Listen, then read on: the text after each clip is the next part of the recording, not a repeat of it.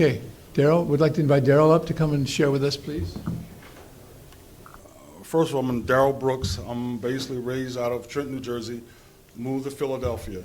I'm well known as the Philadelphia poll worker that spoke out with Giuliani, spoke out about the corruption at the convention center that took place right in our faces. It was terrible. You know, I like to tell a story is that I walked in there and I saw these barriers. And as a poll worker, watcher, you can go walk through the barriers, you can walk through the sides and look at what's happening, how they're counting the votes. One of the things that we've seen is that they weren't counting the votes right. They was pushing the ballots through. There were election workers with badges bringing in bags, and they didn't allow us to see what was in these bags. And to find out you had some Republicans that hated our president, Donald Trump. They didn't care to fight. And that was a big reason why the problems that we had in Philadelphia at the convention center. And also Act 77 would allow the mail-in ballots to be used. Act 77 was one of the things that did President Trump in. But it was the whole hysteria. You know, you had Black Lives Matter, Antifa, and other far-left protesters in front of the Civic Center. And you're talking about fear, pumping fear into election workers. I was harassed by the Democratic election workers and also from the Democratic election officials. How could you work for President Trump? He's a racist. You're a black guy. You're supposed to go for Biden. You know, all these things that they did, watching me, threatened to kick me out of the convention center 2 or 3 times. It was a sad state. So, you know, I tell the story as I finally, someone from the national headquarters of the Republican Party listened to me. Corey Lewandowski walks in. I said, Corey, this is a big problem. All of our poll workers, watchers are getting harassed, getting threatened to get kicked out. Things that we've seen, nothing's happening. What can you do? We need to have a protest. We need to march. We need to do something.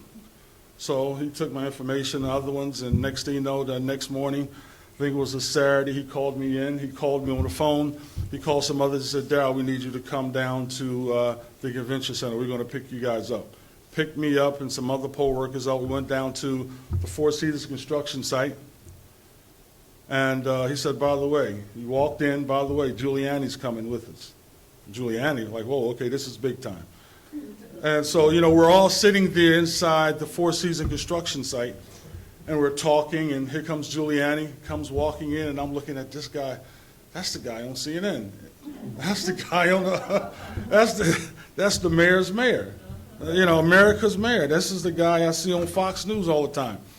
You know, and I'm just at all. He sits down next to me. We told him what we've seen. We had a great discussion. He smiles. He has some of the great choppers in the world. And so, you know, yeah, pretty much. And so, you know, as we're talking, and there was people coming in and out, and they eventually leave. You know, I tell a story. I go to the bathroom like 2 or 3 times. And I get up and go to the bathroom. But basically, I'm not using the bathroom on the phone with my buddies. Guess where I'm at? You know, I'm in a room with Giuliani, with Corey Lewandowski. And, you know, I made 2 or 3 phone calls, and I'm trying to figure out where's the back door, because I get nervous because I see hundreds of people outside protesting. I see hundreds of people, the press out there, and I get nervous. And all my friends are telling me over the phone, Daryl, don't be nervous, tell the truth. I said, I'm going to tell the truth, but I'm going to be nervous. You know, Giuliani comes in, we're not in the bathroom, I go back in the room with Giuliani, Corey Lewandowski, and other poll workers, they're leaving. And I tell the story that I'm sitting down in a room. And Giuliani and Corey Lewandowski go into another room. And as my eyes close, getting prepared, I hear a voice. I said, I know that voice. I know that voice from somewhere. And it was President Trump on the phone. And I'm like, hold on. You're by the door. And President Trump to me, he sounded like he was a tough guy. He was the boss of America. And that's what I loved about him. And he said, don't allow them to steal the election. So he knew something was up. All the stuff they said he talked about, he didn't know that the election was stolen. Yeah, he knew that something was happening. And it was one of the most powerful scenes in my life to be right in the room and hear President Trump talking to Giuliani, talking to Corey Lewandowski. Next thing you know, Corey Lewandowski and Giuliani comes up out of the room, and people start coming back into the room. And a aide comes up and says, they just called the election. Giuliani stands up. How can they call the election? They can't call the election. Only the people can call the election. And so we go out and outside at the press conference, and I'm sitting there looking, hundreds of press corps, and I'm like, oh my God. You know, I always wanted to be famous. You know, I thought I was going to be the next Michael Jordan, Dr. J, or somebody, you know. And, you know, Giuliani says, I'm saying to myself, I got my mask on, I'm finally agreeing that it's COVID. COVID is happening. And so Giuliani says, I'm saying in my head, please don't call me first, Giuliani. Please don't call me first. And Giuliani comes up and says, I am my good friend Daryl M. And I've been at press conferences before. I ran for Congress, United States Senate. You know, I've been involved in the public since I was 12 years old. And, you know, one of the things that my family's from St. Mary's, Georgia, a saying that they use, if you find a turtle on a fence post, chances are they didn't get there by accident. You know, this wasn't an accident, what happened in Philadelphia. This was planned. Whether, you know, it was the voting machines or how they was counting the ballots. You know, I even saw, you know, we were upset because we seen one of the individuals that are counting the ballots, they were temp workers. They wasn't there. They had nothing to do with counting the ballots a year ago, 4 or 5 years ago. They were temp workers, and one of the temp workers had a Biden shirt on. And we complained about it, but nothing was done. And, you know, and back to inside the conference, we walk in there, there's gates, and they're counting machines 10 feet away. No, 10, 15 feet away, and then the Republicans, lawyers, fought for it to get 5 feet away. So we were 5 feet. Next thing you know, they moved their operations 200 feet away. So, but there's no stealing of elections. You know, where there's smoke, there's fire. You know, and since I came out with the book, there are people that go to the gun shows to promote the book, and all across Pennsylvania, Virginia, New Jersey. You know, there are people coming to, well, my dad wasn't from Philadelphia. My dad, he helped steal an election for the Democratic Party in the convention center, you know, in Philadelphia. Number of people, 8 or 9 people said, yeah, their fathers, their uncles were corrupt, and they did a number on the Philadelphia, even in the primaries, which Democrat versus Democrat, and helped them steal the election. So, you know, my thing is always saying at CNN and everybody tell you, Daryl, the election is fair. Election has been fair. Well, I said, well, how did John F. Kennedy get elected? His father helped him steal the election in Chicago, and that's Camelot. So, you know, they openly say that, you know, yeah, John F. Kennedy was as president, but how did he get there? He stole the election. His father helped him steal the election by paying the mafia to win in Chicago. I mean, wow, really?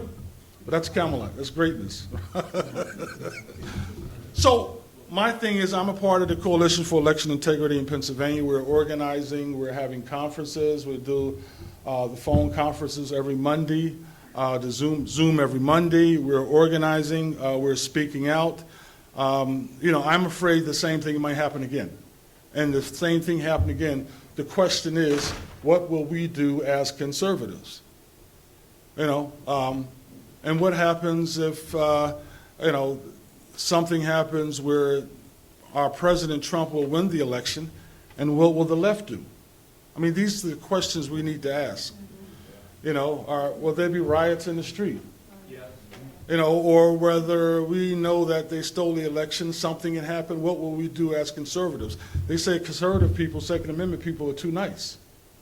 I mean, are we, you know, that nice of a people that will allow them to steal the election? And then if they huh? Oh, yeah, well, the second election, this time around. So if something happens this time around, you know, I just say, what are we prepared? Are we prepared to protest, organize, practice nonviolent civil disobedience, direct action? Because it's needed.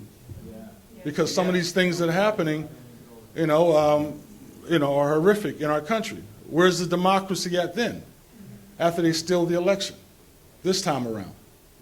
But we can allow them to do it. We cannot allow them to steal the election. We must continue to fight on, never bow down to this enemy. And, you know, as I said in other events I spoke at, know that God is on the side. God is watching us and protecting us. Martin Luther King quoted, said that true forever on the scaffold, wrong forever on the throne. Yet that scaffold sways the future, and behind the dim unknown stands God within the shadows, keeping watch above his own. God is always on the shadows, watching his own and protecting us. And, you know, one of the things I have about my other book, Welcome to America, is that there was something that was needed. We walked around and talked to people about cultural Marxism. You know, why are boys in the inner city dressing up like girls, 14-year-olds, in the city of Trenton, Philadelphia, all across the country? Girls want to be boys want to be girls. You know, educational system, that's one of the big problems that we have in Philadelphia and all across the country. We got kids, inner city and suburb kids, all races, can barely read over third grade reading level, math level. So what type of country are we going to have? What type of democracy is that? If we have kids that cannot understand what's happening, cannot, you know, they understand the cell phone. You know, they understand the music, the violence, the TV shows, the video games. You know, they understand violence. But when it comes to understanding integrity in elections and the future of this country, where do we stand? You know, and that's important.